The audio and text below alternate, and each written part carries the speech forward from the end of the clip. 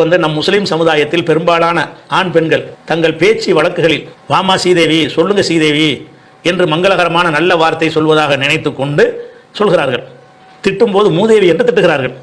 இந்த இரண்டும் இந்துக்களின் கடவுள்கள்.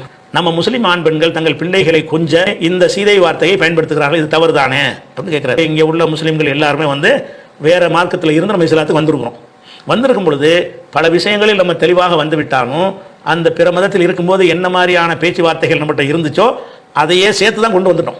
சீதேவிங்கிறது அவங்க பிற மதத்துக்காரங்க ஒரு தெய்வங்கிற அர்த்தத்தெல்லாம் சொல்கிறாங்க. மூதேவின்னு ஒரு தெய்வம் இருக்குது. மூதேவின்னு சொன்னால் 3 தேவிகள்ங்கிற அர்த்தத்துக்கு மூதேவின்னு சொல்லலாம். ஆனால் நாங்கள்லாம் சின்ன பிள்ளையா இருக்கும்போது எங்கள் அம்மாவும் அப்படி தான் சொல்லுவாங்க. வாம சீதேவி இன்னும் தெய்வம் குழந்தைகள் அப்படி தான் கொஞ்சுவாங்க. அதுக்கு மீனிங் விளங்கி கொஞ்சம் இல்லை. அங்கேருந்து குஃபுர்லேருந்து வந்தாங்க.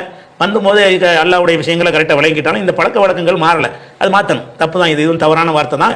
நாம் இந்த கொஞ்சம் போது திட்டும் போதெல்லாம் மூதேவிலாம் செய்யக்கூடாது, திட்டக்கூடாது. நிறைய பெண்கள்கிட்ட மாறலை. அது மாறணும். சீதை மூதேவிகள்லாம் செய்யணும். இது நமக்குரிய சொல்லு கிடையாது.